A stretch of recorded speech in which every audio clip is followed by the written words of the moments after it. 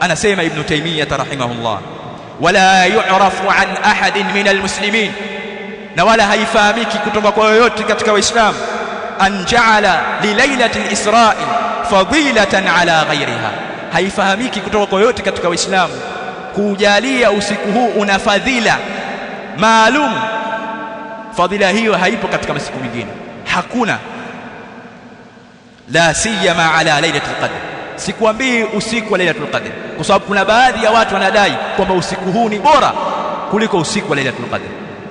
Mwanachuoni Ibn Taymiyyah rahimahullah anasema hakuna hilo.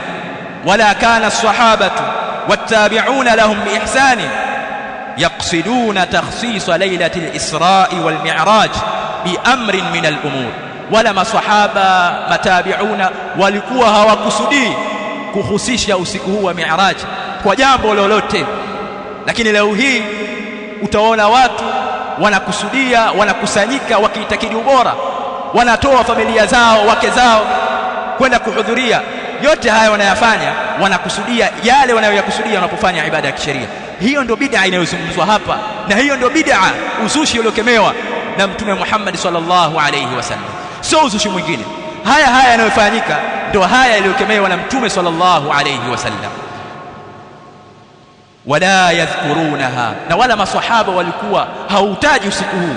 Walihadha la yu'rafu ayu lailatin kanat, ndio maana ikawa haifahamiki ni usiku upi katika mwezi upi, kwa sababu masahaba walikuwa hawana ada ya kutaja usiku huu. Maneno na chuoni yako mengi katika uzushi wa kusherehekea jambo hili la al-Isra wal Mi'raj.